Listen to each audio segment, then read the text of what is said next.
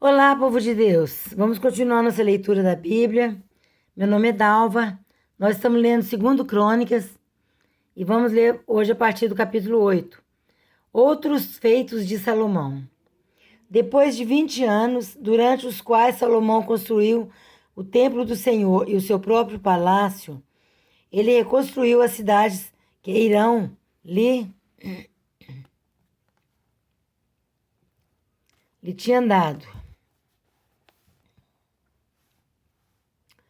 e nelas estabeleceu israelitas. Depois atacou Ramate Zobá e a conquistou. Também reconstruiu Tadmor no deserto e todas as cidades armazéns que havia construído em Ramate. Reconstruiu Bet-Horon Alta e Bet-Horon Baixa, cidades fortificadas com muros, portas e trancas, e também Baalate e todas as cidades armazéns que possuía e todas as cidades onde ficavam os seus carros e seus cavalos. Construiu tudo o que desejou em Jerusalém, no Líbano e em todo o território que governou. Todos os que não eram israelitas, descendentes dos hititas, dos amorreus, dos ferezeus, dos heveus e dos jebuseus, que não tinham sido mortos pelos israelitas, Salomão recrutou para o trabalho forçado e nisso continuam até hoje. Mas Salomão não obrigou nenhum israelita a trabalhos forçados. Eles eram seus homens de guerra, chefes de seus capitães, comandantes dos seus carros e condutores de carros. Repetindo, né? Comandantes dos seus carros e condutores de carros. Também eram israelitas os principais oficiais do rei Salomão, 250 oficiais que supervisionavam os trabalhadores. Salomão levou a filha do faraó da cidade de Davi para o palácio que ele havia construído para ela, pois dissera: minha mulher não deve morar no palácio de Davi, rei de Israel, pois os lugares onde entrou a arca do Senhor são sagrados. Sobre o altar do Senhor que havia construído diante do pórtico, Salomão passou a sacrificar holocaustos ao Senhor, conforme as determinações de Moisés, acerca das ofertas diárias e dos sábados, das luas novas e das 3 festas anuais: a festa dos pães sem fermento, a festa das semanas e a festa das cabanas. De acordo com a ordem de seu pai Davi, designou os grupos dos sacerdotes para suas tarefas e os levitas para conduzirem o louvor e ajudarem os sacerdotes conforme as determinações diárias. Também designou por divisões os porteiros das várias portas, conforme o que Davi, homem de Deus, tinha ordenado. Todas as ordens dadas pelo rei aos sacerdotes e aos levitas, inclusive as ordens relativas aos tesouros, foram seguidas à risca. Todo o trabalho de Salomão foi executado desde o dia em que foram lançados os alicerces do templo do Senhor até seu término. Assim foi concluído o templo do Senhor. Depois Salomão foi a Ezion-Geber e a Elate, no litoral de Edom. E Irão enviou-lhe navios comandados por seus próprios marinheiros, homens que conheciam o mar. Eles navegaram com os marinheiros de Salomão até Ofir e de lá trouxeram 15.750 quilos de ouro para o rei Salomão. Capítulo 9 de 2 Crônicas. A rainha de Sabá visita Salomão. A rainha de Sabá soube da fama de Salomão e foi a Jerusalém para pô-lo à prova com perguntas difíceis. Quando chegou, acompanhado de uma enorme caravana, com camelos carregados de especiarias, grande quantidade de ouro e pedras preciosas, foi até Salomão e lhe fez todas as perguntas que tinha em mente. Salomão respondeu a todas. Nenhuma lhe foi tão difícil que não pudesse responder. Vendo a sabedoria de Salomão, bem como o palácio que ele havia construído,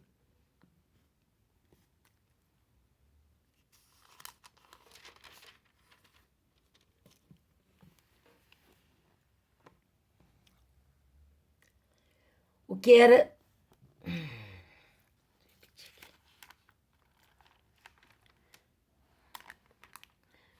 pegando o final aqui para lembrar. Ó. Vendo que a sabedoria de Salomão, bem como o palácio que ele havia construído,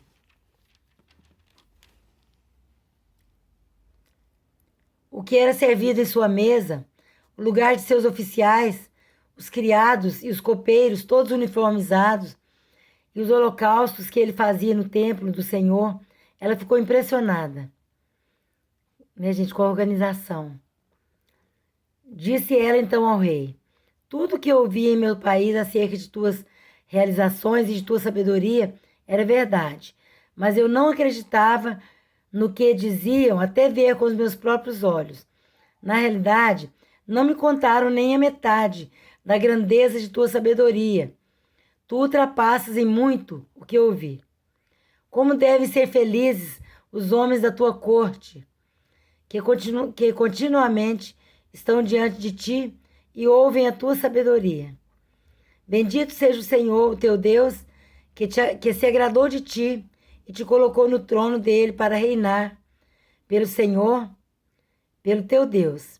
Por causa do amor de teu Deus para com Israel e do seu desejo de preservá-lo para sempre, ele te fez rei para manter a justiça e a retidão. Lembrando, gente, que a sabedoria do rei, vocês lembram lá atrás, né? Quando Deus falou, quando ele sonhou que Deus falou com ele assim: pede o que quiseres, que eu te darei. E ele pediu sabedoria. Então a sabedoria dele veio do alto. Por isso que a sabedoria dele é grande. A Bíblia fala que ele foi o homem mais sábio da face da terra. Nunca houve um homem sábio como Salomão e nunca haverá. Porque Deus que deu sabedoria para ele. E ela deu ao rei 4.200 quilos de ouro e grande quantidade de especiarias e de pedras preciosas. Nunca se viram tantas e tais especiarias como as que a rainha de Sabá deu ao rei Salomão. Vocês lembram, lá no Novo Testamento, eu lembrei de uma passagem muito bacana, que fala assim, a rainha do meio-dia, não sei, levanta no dia do juízo e condenará essa nação, porque ela veio de longe para ouvir a sabedoria de Salomão. Jesus falando. E Jesus falou assim: e está aqui quem é maior do que Salomão. Gente, porque, né, o povo dava esse valor, né? A rainha veio de longe para conhecer a sabedoria de Salomão, para ver se era verdade o que o povo falava para ela. Jesus falou assim: a rainha de Sabá levantará naquele dia, no dia do juízo, e condenará essa nação. Porque ela veio de longe, um negócio simples, gente.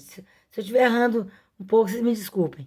É só procurar. Se você escrever uma frase no Google, saia onde está escrito. Quem quiser ver a frase certa, procura lá. E fala assim: e condenará essa nação. Porque ela veio de longe para ouvir a sabedoria de Salomão. E Jesus falou assim: e está aqui quem é maior do que Salomão, que era ele.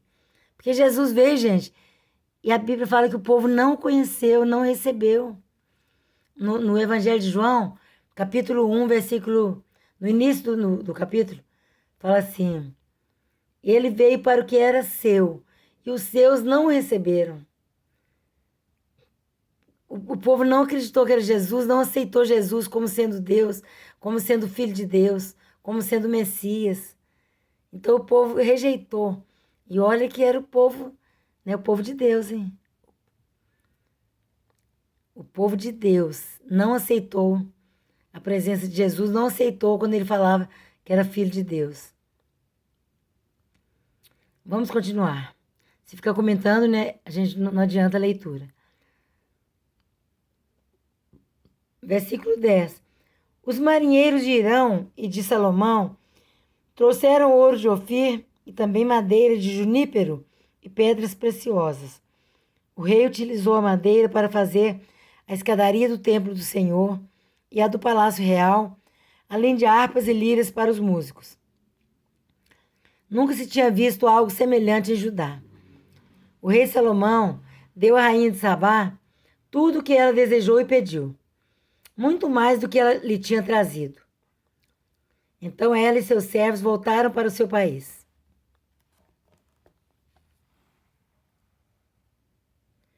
O esplendor do reino de Salomão.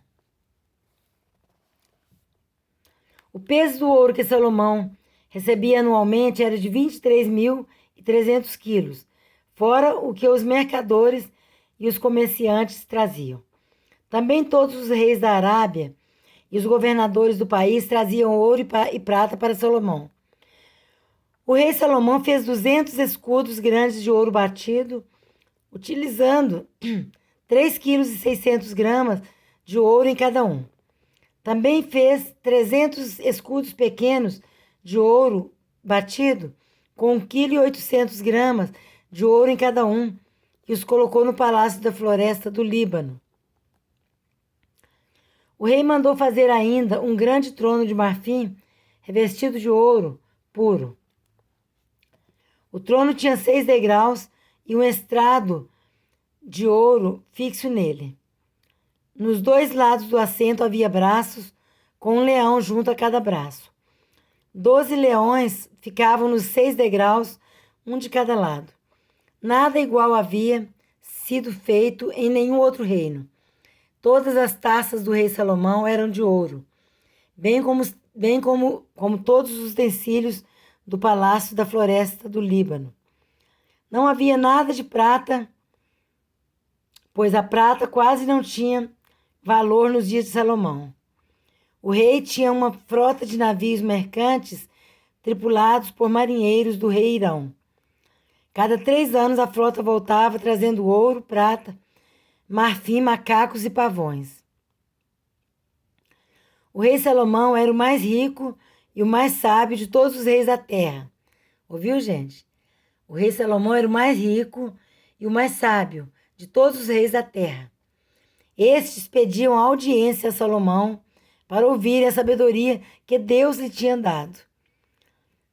Viu, gente? Tá falando, Deus lhe tinha dado. Porque sabedoria humana não aguentava não. Essa sabedoria de Salomão foi demais. Só Deus mesmo, só veio do céu. Ano após ano, todos os que vinham traziam algum presente. Utensílios de prata e de ouro, mantos, armas e especiarias, cavalos e mulas.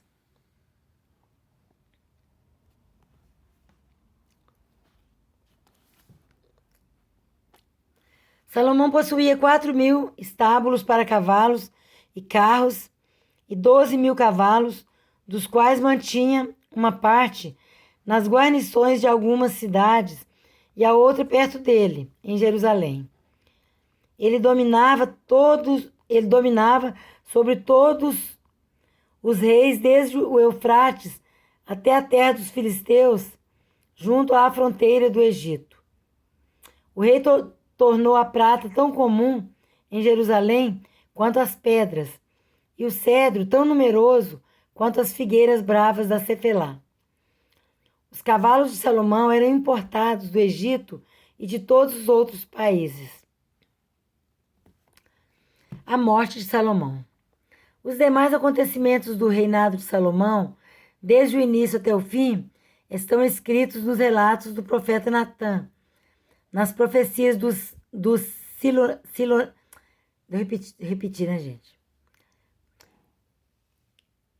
Os demais acontecimentos do reinado de Salomão, desde o início até o fim, estão escritos nos relatos do profeta Natã, nas profecias do silonita Aías e nas visões do vidente Ido acerca de Jeroboão, filho de Nebate. Salomão reinou 40 anos em Jerusalém, sobre todo Israel. Vírgula, né, gente? Eu esqueci de falar vírgula. Salomão reinou 40 anos em Jerusalém, sobre todo Israel. Então descansou com seus antepassados e foi sepultado na cidade de Davi, seu pai. E o seu filho Roboão foi o seu sucessor. Deixa eu ver se esse capítulo não é muito grande.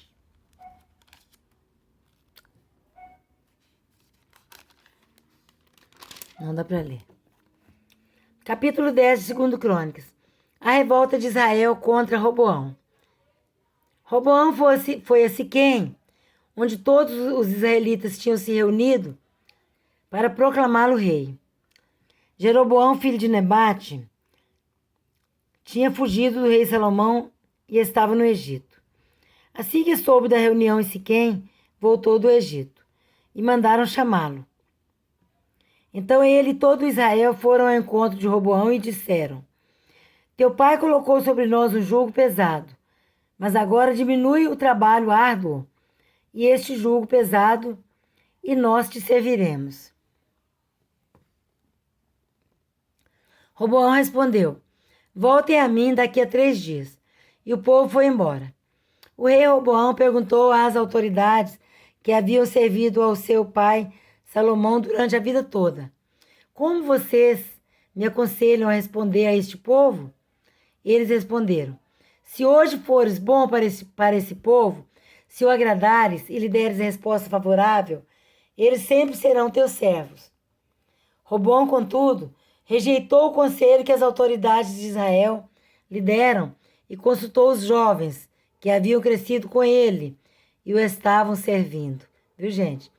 Os jovens geralmente, eu estou comentando agora, os jovens geralmente não sabem muita coisa, porque a Bíblia fala que dos jovens vem a força, mas dos velhos vem a sabedoria. Os mais velhos têm sabedoria, têm experiência, têm vivência, sabem dar bons conselhos.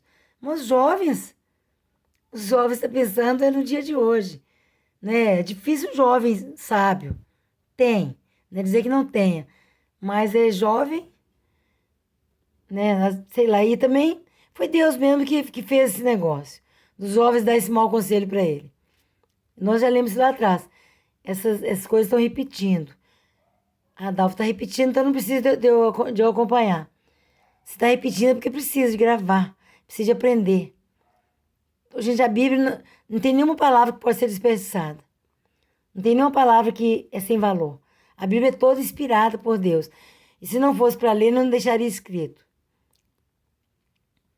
Então, quando você se referir à Bíblia, lembre-se, aprenda. Talvez você não ache ainda. Aprenda que a palavra de Deus, a Bíblia é a palavra de Deus 100%. Ah, Dalva, não concordo. Mas aprende a temer a Deus. Aprenda. Aprenda.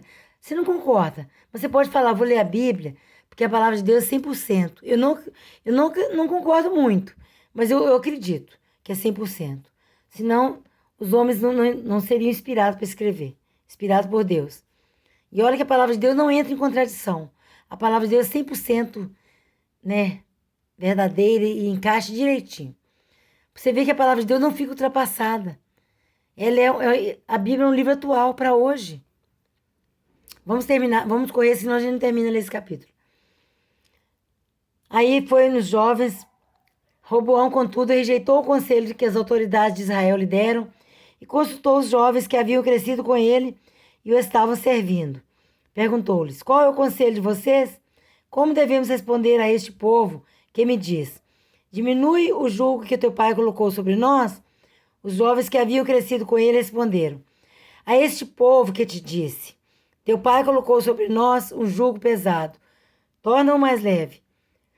Dize: Meu dedo mínimo é mais grosso do que a cintura do meu pai. Olha que resposta sem pé sem cabeça. Meu dedo mínimo é mais grosso do que a cintura do meu pai. Pois bem, meu pai impôs a vocês um jugo pesado. Eu o tornarei ainda mais pesado. Meu pai os castigou com simples chicotes. Eu os castigarei com chicotes pontiagudos. 3 dias depois, Jeroboão e todo o povo voltaram a Roboão, segundo a orientação dada pelo rei. Voltem a mim daqui a 3 dias. Mas o rei lhes respondeu asperamente. Rejeitando o conselho das autoridades de Israel, seguiu o conselho dos jovens e disse: Meu pai tornou pesado o jugo para vocês, eu o tornarei ainda mais pesado. Meu pai os castigou com simples chicote, eu os castigarei com chicotes pontiagudos. E o rei não atendeu o povo, pois esta mudança nos acontecimentos vinha da parte de Deus, como nós falamos. Porque Deus queria que Jeroboão fosse rei. Apesar de Jeroboão também ter feito muita besteira, mas Deus teve oportunidade. Essa mudança veio da parte de Deus, para que se cumprisse a palavra que o Senhor havia falado a Jeroboão, filho de Nebate, por meio do silonita Aías. Quando todo Israel viu que o rei se recusava a ouvi-lo, respondeu ao rei: Que temos em comum com Davi? Que temos em comum com Davi? Que temos em comum com o filho de Jessé? Para suas tendas, ó Israel, cuide da sua própria casa, ó Davi. Os jovens, o pessoal falaram isso, o povo de Israel, e largou Roboão sozinho. E assim os israelitas foram para suas casas. Quanto, porém, aos israelitas que moravam nas cidades de Judá, Roboão continuou como rei deles. O rei Roboão enviou Adonirão, chefe do trabalho forçado, mas todo Israel o apedrejou até a morte. O rei, contudo, conseguiu subir em sua carruagem e fugir para Jerusalém. Desta forma, Israel se rebelou contra a dinastia de Davi e assim permanece até hoje. Viu, gente? Porque Aías, aquele profeta lá atrás, você lembra? Aías, não, acho que foi. Acho que foi ele mesmo. Ele rasgou uma coisa lá, uma capa, não sei, e falou assim: ó, 10 tiras dessa será sua. Você vai reinar para Jeroboão. Para Jeroboão. Só uma ficará na dinastia de Davi. Aí ficou para Roboão. Porque tudo veio de Deus, por isso que ele respondeu asperamente